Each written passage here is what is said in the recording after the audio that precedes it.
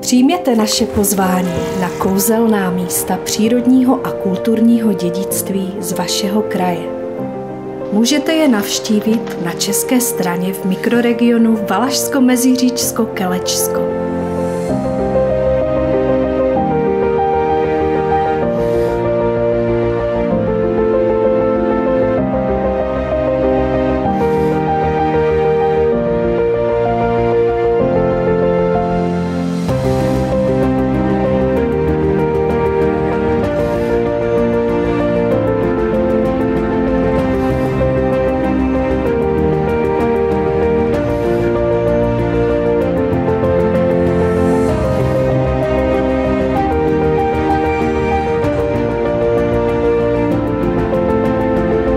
Kousek za hranicemi, na slovenské straně, pak doporučujeme navštívit malebnou obec Radobica.